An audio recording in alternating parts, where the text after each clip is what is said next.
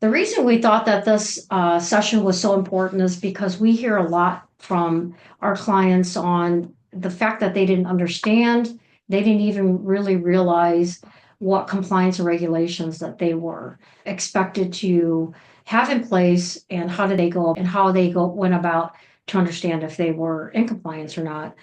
So I am Doreen Gonzalez Gaboyan. I am the president and CEO for Industry and Workforce Solutions.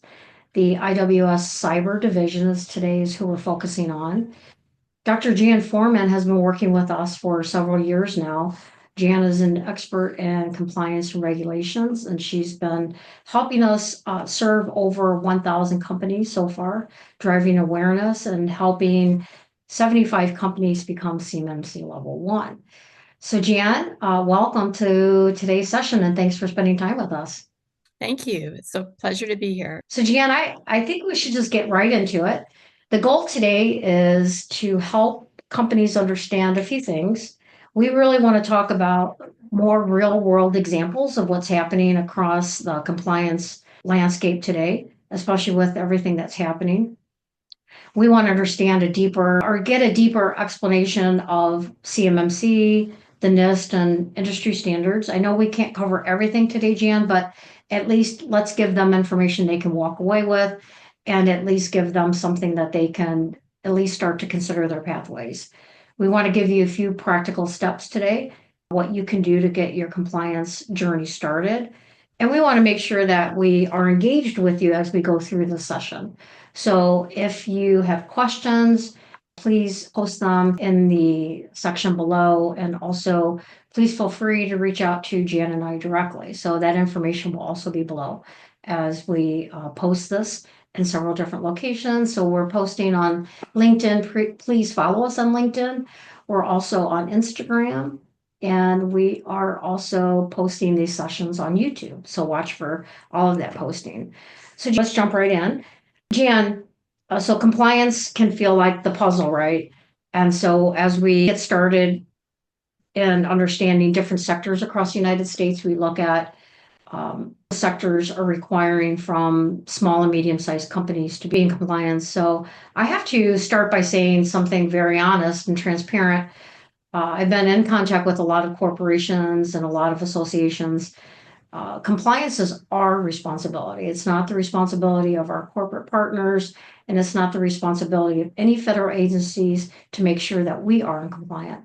So what that means is that we have to take the journey and start your journey on our own, right, Jan? So what are your thoughts on that? So give us some, you think compliance is important, Jan, and maybe we can, you tell us that. I want to talk about a few examples that we've seen recently in the marketplace.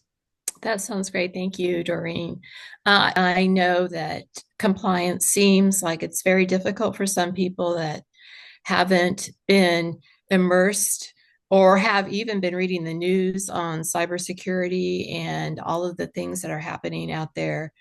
But it makes sense from a business standpoint that you are cyber secure and ready.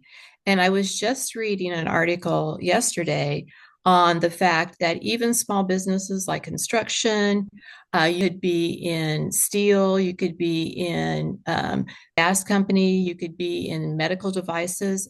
All of these people need to be cyber ready. Why? Because we're electronic. And anything that is recorded or documented, which is so important for companies to be compliant, whether they're trying to get their CMMC certification or they're working for the Department of Defense, they're going to have some sort of regulation in their quality manual that says we document and we record. If you do that electronically, then you're exposed to all the bad actors that are out there in the cyber world. That's just our business now. It's our business model as we move into an electronic manufacturing format. So thanks, Jan. So one of the things that what we're really talking about is compliance regulation, and from the buyer side, it's their third-party risk, right? So they rank small and medium-sized companies based on risk. So depending on the that's shared with you as then that's a level of risk. And I don't want to get into the complexities of that because we can do a whole on that. But I'm hoping that people, reach out to us and take a look at the program that's up and coming. So when we look at like a compliance pathway, Jan, and we do with the Cyber Ready program, is have the purpose of why we're doing what we do, right? There's look at the mandatory compliance that's required of all companies, and we also look at the level of maturity that a company has. We assess the company, and we try to implement changes. They can or add to what they currently have in place. And surprisingly enough, a lot of companies are further along than what they think they are. So when we talk about a specific industry, and I just want to talk about steel for a second because I had the pleasure of attending a steel meeting last week in Chicago. It was the Association of Women in Steel. So it was basically women that are working in the steel industry. And when I talked about, do they know that what they're required of as far as suppliers, it was sort of a mixed bag. And when I look at the requirements for steel manufacturing, NIST 800-171, first, by far the most used compliance by most manufacturers. It surprises me that these companies don't know what 800-171, and it could be, audience. So I'm going to dig deeper into that. We get into the steel conference sessions that are coming up in the next couple of months. But you talk about CMMC, NIST 800-171 briefly, and then how that rolls into the CMMC so that we get an idea of NIST 800-171, then ISO 27001 is in there. But talk about the mapping that you did so that you understood that we weren't just taking a shotgun approach to how we were addressing compliance, but we were very comprehensive and we studied, especially you, PhD, data, data analytics person. So talk a little bit about that for us. Pleasure. But I do want to say one thing to go back, Doreen, to what you just said. What I have found in work out in making sure as a regulatory consultant is that oftentimes a primary will get a subcontractor, but because they are certified, working perhaps with the DoD, they have to make sure their subcontractors are also following the basic principles that are outlined in, for example, NIST 800-171, which is what we're looking at as a guide or a very good, almost a checklist of security principles for companies that want to work for the Department of Defense. And so NIST 800-171 is an excellent foundational guide for any company to use as they're wanting to be a subcontractor for a primary that's working with the DoD, or maybe they want to be the primary for the DoD. And it maps very effectively across all the 13 sectors of our business community because it's a basic foundation of principles and they're intertwined together and they're written at a point where they're high level enough that they want you to be compliant with those regulations, but yet they're also very structured in saying this is what the first step is to be compliant. Good, Jan. We're going to end that with a quick I've seen out there. So there's been, especially for steel manufacturing, right? So steel manufacturing is sort of in my blood because I grew up in Northwest Indiana and my father was in steel manufacturing his entire life. And so we're, like it is a generational uncles, aunts, brothers working in steel and steel manufacturing. Steel is very critical up here in Northwest Indiana as it is across the nation. Because we have, for steel manufacturing, there are like 1,900 suppliers in the supply chain for steel manufacturing. And we have 9 integrated operating steel mills. And one of them up here is Cleveland Cliffs, which we're so happy when the purchase came from Arcelor and Cleveland Cliffs came in and purchased. And so was an outstanding thing. So One of the things that we looked at was, how much money is steel actually somewhere near 600 billion, right, in impact that they make on the nation. And so I want to focus the next segment or the next part of this question on steel. So I want to look at, say the steels and specialty steel manufacturing. So we talked about, and what I want to really share with the audience is that we hear a lot about CMMC. So we're hearing a lot about Department of Defense. We've been hearing about that for several years now, and on the forefront of helping companies prepare for that, those that are doing business within Department of Defense. That's a small percentage of small business, right? Small, medium-sized business that do business with DoD. So what we made sure that we did is we wanted to do whatever we did through our programming and through our actions and through our initiatives. We wanted to make sure that it was aligned with a standard. Standard, we just didn't want to teach teaching, right? We wanted to teach to have stackable knowledge, and then that means that a company can go and apply it, right? So they can go information that we teach, you teach, and then they can go and implement within their companies, right? So I know we talked about steel. So steel has NIST 800-171. They have CMMC that's embedded in there.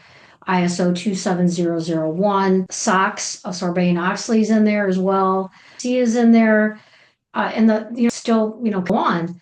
Now, explain to us why industry would have so many different regulations, and break it down for us, I guess, in a way that we understand, the audience understands. So, because that's a question that gets asked a lot. I'm a supplier for steel manufacturing. I manufacture a widget. Why do I have three different regulations that I have to make sure that I meet or compliance with? Exactly. I know. And that's sometimes part of the confusion, that people feel that, oh, this is too difficult and I don't understand this. But I just recently worked with a company that was plating steel, and had three things that they was asking for. The first one was ISO 9001, which is a very basic foundational international standard. It's national as well as international, so don't let that international part of the title scare anybody. But anyone that does manufacturing looks at that for their subcontractors or even another prime. It shows the person that is looking out there that the company has quality in manufacturing. So let's say the company has the first requirement, which is to prove they have quality in their manufacturing, which is ISO 9001.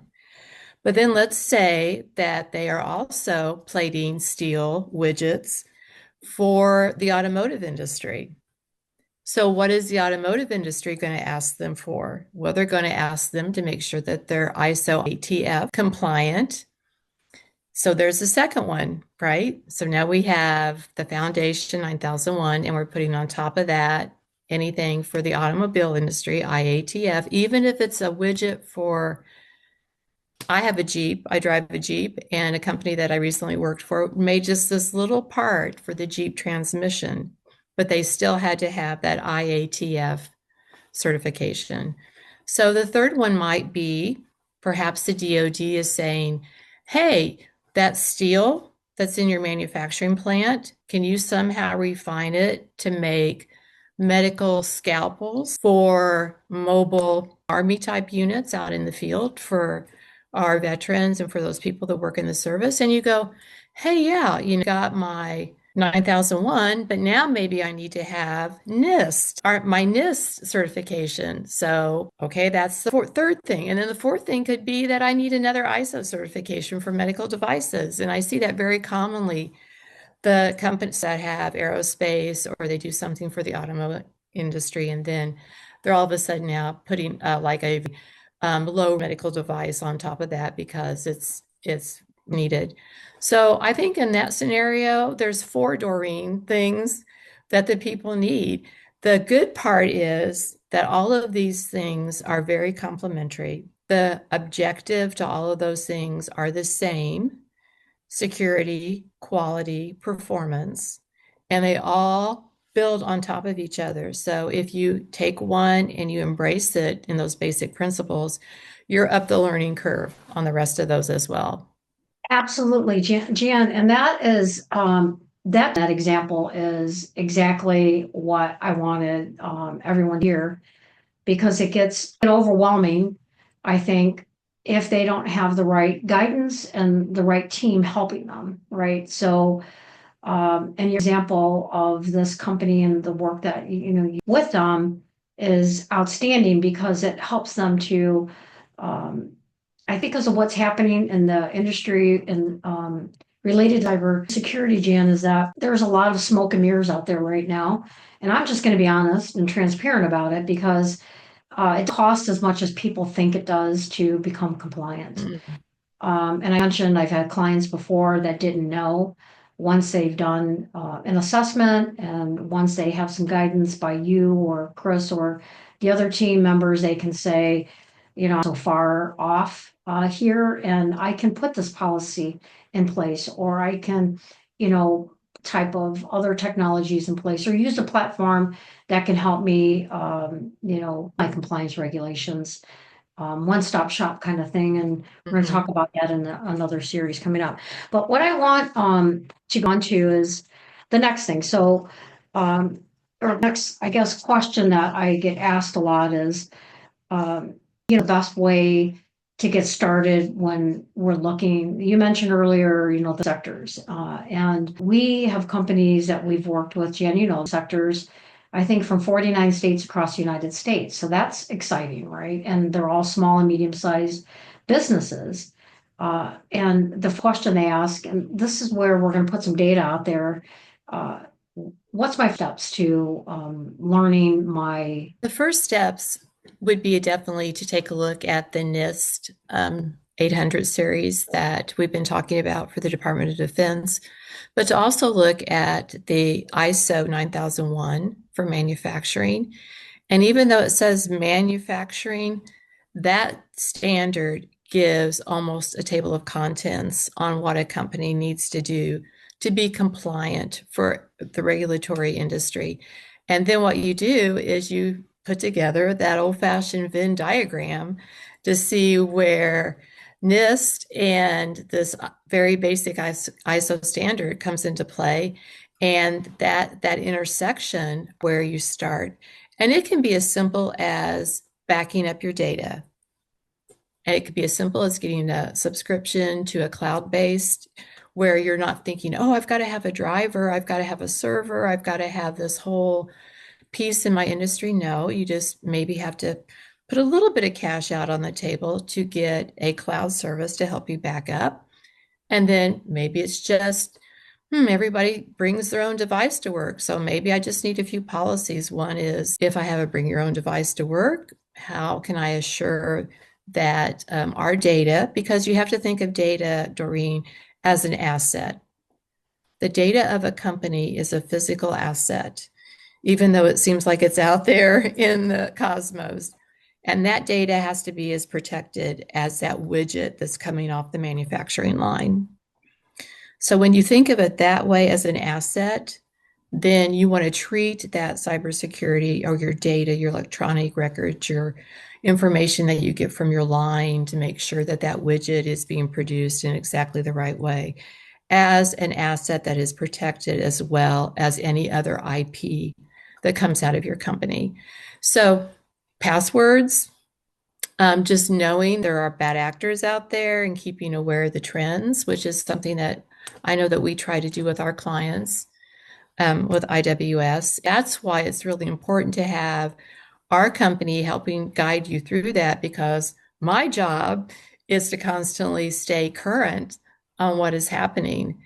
And that is such a peace of mind to know you can go to some place and get that latest information of what is happening out there. But anyone that documents or records and keeps data for their business needs to be cyber aware. And that's how you would get started, just with those two documents. And that's right. So that's Oh, and one of the things that we help with is getting them. And I'm so proud of the the book. So the book that was written, and Jan and I authored a book, and it was to help small business, right? It was Mhm. to demystify the whole cybersecurity for small business. And that's a part of the offering that we have for those that participate in the course.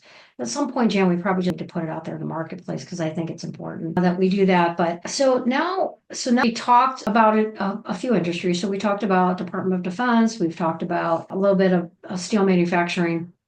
And the other thing, Jan, and I know you're have a passion for is pharmaceutical, right? And that's even a bigger industry, especially here in the state that we hail in, Jan, the state of Indiana. Oh, Uh, Northern Indiana, especially, we do much work up there because it's the medical device capital of Indiana. right.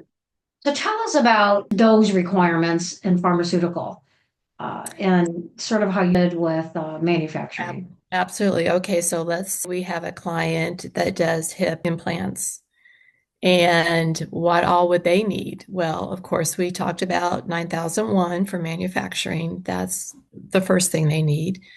But they also now, because we're dealing with something that could harm not only a user that's just opening a package, but now we've got a human element of that hip implant.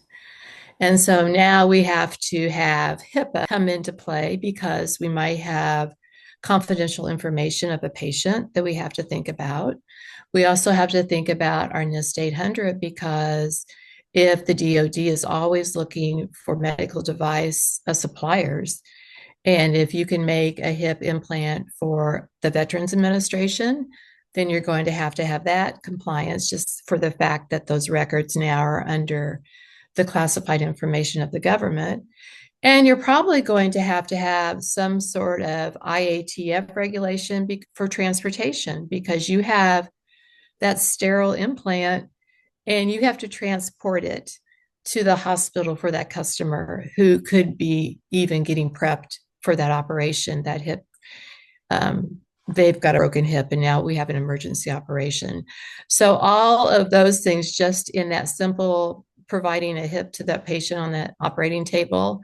I think I've said now like four things that may You did. always in regulations, it's the number of three, but I forgot to say the ISO 13485, which is for medical devices.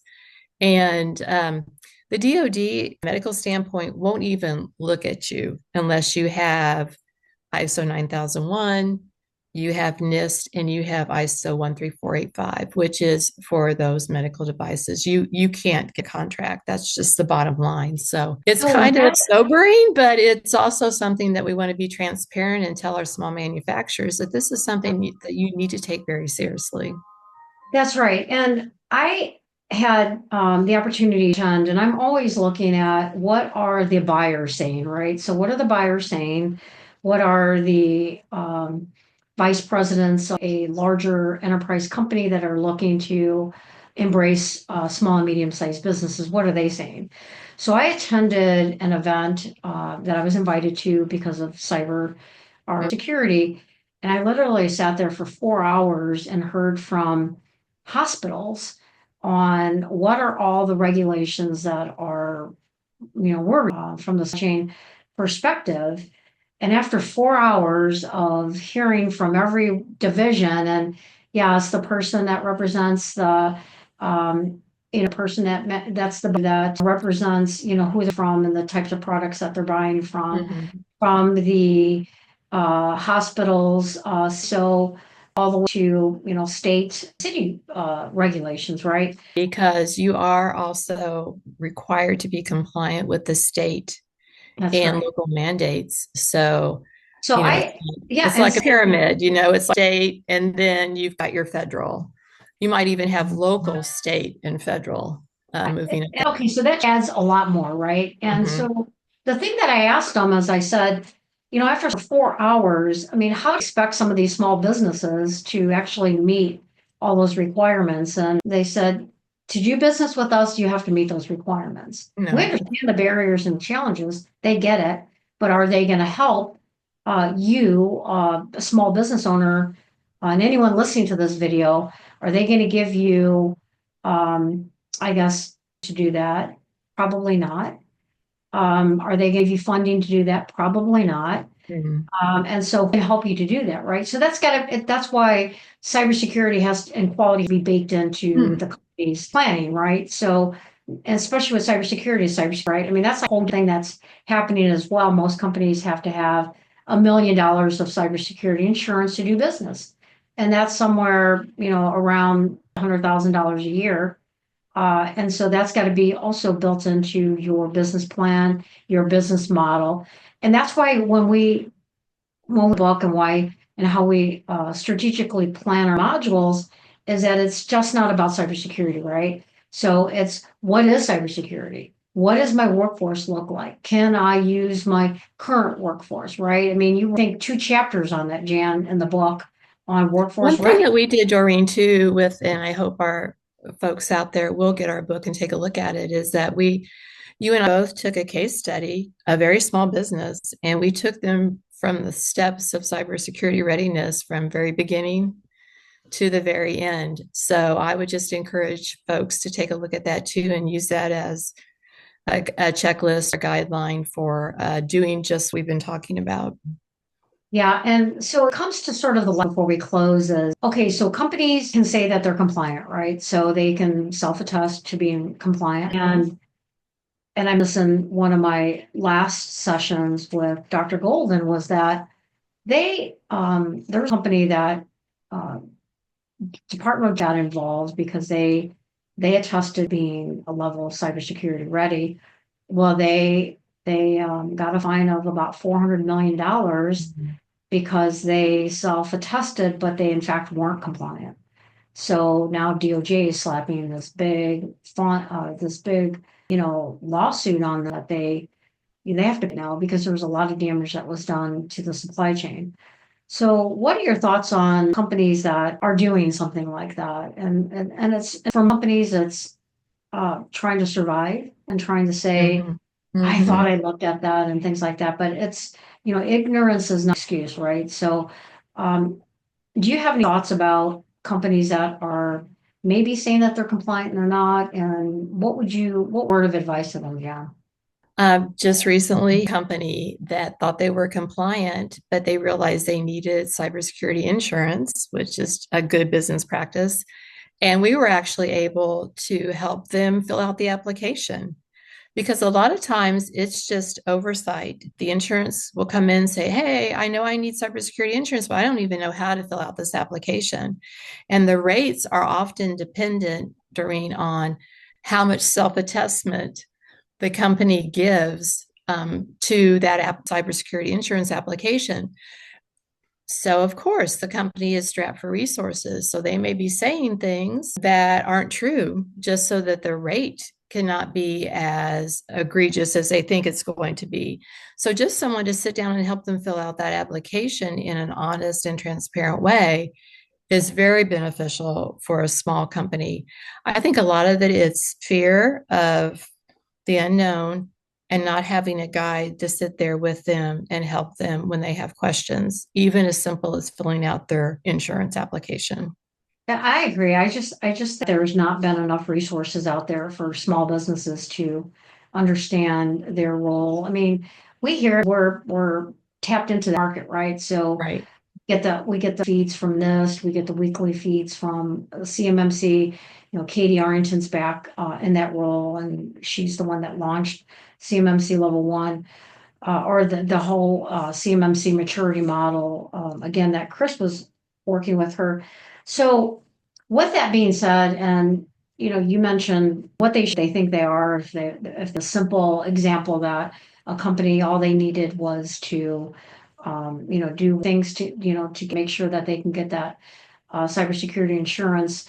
There's a cybersecurity insurance firm out of New York that is also helping companies like bring resources together and each other as small businesses so they can compete um, on contracts. Mm-hmm. So each other's cybersecurity insurance. There is an example of a firm that was bidding in some manufacturing. They needed $25 million in cybersecurity insurance, and it was in pharmaceutical manufacturing, Jan. And a colleague out of New York that I was familiar with was able to help this group put together and leverage each other and be able to get that cybersecurity insurance in place. So there are things out there. And the other thing is, what's the SBA doing, right? What are these agencies actually doing to help? And I know that there's a bill out there by the SBA to help small business close cybersecurity gaps, but I haven't seen, any of the funding come directly into the. I'm going to look at that a little closer, Jan. So in closing, give us, three or next steps, think that as the listeners are listening, that they can jot down and say, here's three or four things that you can do. And I close with all of this because I think that tips are important, right? So I'm always listening to tips, leadership tips. I'm listening to how I run my business to, help me financial growth and well-being. But the other thing we have to remember is cybersecurity compliance, any regulation compliance it's mandatory, but it's also growth opportunity, right? So tell us four things or three or four things that you think that we should think about. So everyone get your pencils off because that's important. Jan, go ahead. Okay, I will. I just want to add, we'll get there though. Oftentimes when people are looking for help with, say, cybersecurity, and they're looking at a company to help them, they're thinking, oh, all these people are just technical IT people. But that's not true because what we bring to the table is a business acumen across many of those 13 business sectors. Why? Because everything is intertwined now. Cybersecurity is intertwined with the manufacturing. So that I want to leave that bit of wisdom. I love that. Thank you. These tips here. The first tip would be understand what your requirements are. What is your business sector? What do you need? Do you need NIST 800-171? Do you need those other industry standards that we've talked about today? ISO 9001, ISO 13485 for medical devices, whatever it is, know what that is. And you can find those out online. It's not like it's a secret. They're out there. Sometimes you have to spend a little bit of money on the guidance, but it's very minimal compared to the risk that you're taking if you're not cybersecurity prepared. The second thing would be to conduct a gap assessment. Find out where you are versus where you need to be. See, like I was saying, that Venn diagram, you've got things in place you don't even know you have, which is going to help you with your resource impact. That's why that gap assessment is going to be so important from even your budgeting standpoint. Thing is to have some sort of security control. Do those little policies. This is what happens when you bring your own device to work. Hey, we can't afford laptops. You have to bring your own. Okay, let's put some rigor around that. To the cloud for your backup if you need to. Find out if your employees have strong or weak passwords. We don't want any password that's a dog's name, for example. Most people have very simple passwords, but when you think about your data being your asset and the standards are very clear, you put your preventative maintenance on your equipment, but also now those standards are saying your software and the hardware that's involved with your business and the data that's generated there. And also stay audit ready. Keep alert. Know that compliance is not a one-time fix. It is a continual process. It takes some effort to get compliant, but then once you're there, again, you're put that on your preventative maintenance schedule, just like you would that widget that you're manufacturing.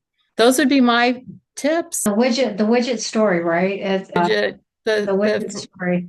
I remember widget. I remember doing these studies with wind energy was coming into the marketplace, and the widgets, and what companies are ready to do manufacturing. So Jan, thank you for those tips that anyone can get started. And once they research their market, what the requirements are for their market, start that Venn diagram, take a look at what you have, what you don't have. We've helped a lot of companies do that because they know it can be overwhelming. But we want to invite it's access to this information, look at, our resources and, up in our third cohort. We'd love to have more companies from different sectors in the states that we haven't touched yet. Our goal is to focus in the program by sector. So we get as deep as we can, based on, who's that we focus in on that. Our second, I think first and second cohort really focused in a lot on DoD because we were trying to, get that supply chain. So the thing to remember is, and everyone can look at this, and I may put the link in the chat below, but supply chain is really what we're talking about, right?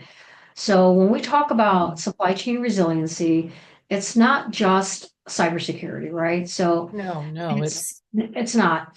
And when we look at resiliency reports from, going back to Obama, Trump, now Trump, the supply chain resiliency reports really have, the same pillars, right? So diversify the supply chain, meaning different products and services from different types of companies, right?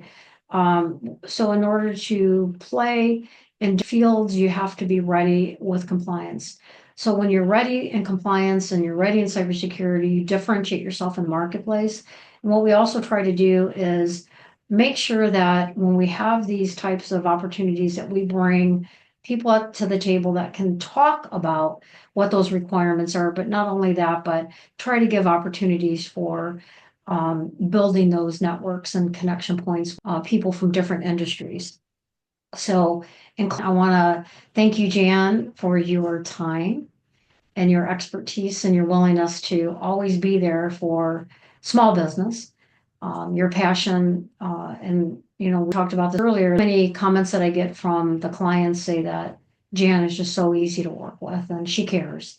So I think we're missing in our communities today, right? We need to care about each other. We need to support one another, and I think we can do that through um, these types of opportunities when we these cohorts of companies where they're leveraging each other. So stay tuned. There's also other things we're going to be putting out there, a LinkedIn group for cohorts that have already completed, start to communicate. And we did take a break for a little while. We weren't certain, what the interest was or where the economy was going. So the LinkedIn group will be out there, Jan, and you're going to be an integral part of that LinkedIn group. The goal is to get more resources to the table, more, how would you say, exposure to companies that have been a part of the program so far. Because I think we have a voice, and the voice is we are small and medium-sized companies that are standing shoulder to shoulder in solidarity and saying, we're ready. We took on the challenge and we want to participate. So, Jan, again, pleasure. thank you Thank so you much. again. All right. Have a nice evening, Many Jan. thanks. All right. Bye-bye. Thanks, everyone. Bye-bye. Bye.